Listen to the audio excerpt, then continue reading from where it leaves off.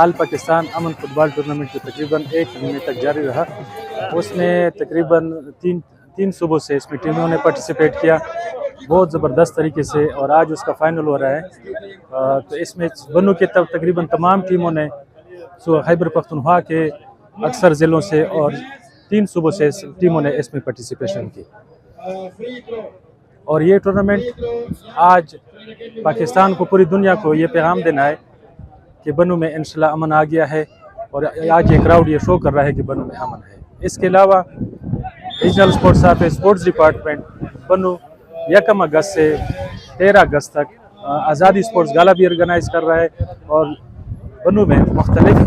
جگہوں پہ sports tournament جاری ہے۔ یہ ٹورنامنٹ ہم نے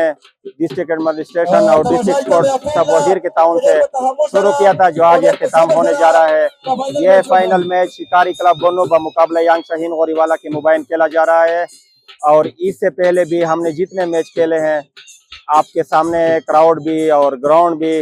اور ہم نے جس طرح نام سے ظاہر ہے کہ امن ٹورنامنٹ ہے، اور ہم دنیا کو یہ بتانے جا رہے ہیں کہ بنو ڈسٹرکٹ یا بنو ڈویژن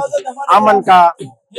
شہر ہے، اور لوگ امن سے محبت کرتے ہیں اور کھیلوں سے محبت کرتے ہیں، اور ہمیں اپنے بڑوں سے، اپنے آفیسر سے، اپنے مقتدر حلقوں سے یہ امید ہے کہ انشاءاللہ ایسے ٹورنامنٹ ہمیں بار بار مواقع دیے جائیں گے، تاکہ ہم لوگوں کو یہ دکھا سکے اور دنیا کو اس کو باور کرا سکے کہ یہ امن کا علاقہ ہے اور پیار محبت کا علاقہ ہے۔ اب پچھلے 10 تاریخ یعنی 10 جون سے سٹارٹ تھا، اور 32 ٹیموں نے اس میں حصہ لیا، اور آج فائنل ڈے ہے اور فائنل میچ ہونے جا رہا ہے۔ میں اپنی طرف سے الکبیر ٹورنامنٹ کے جتنے بھی آرگنائزر ہیں ان کا شکریہ ادا کرتا ہوں کہ انہوں نے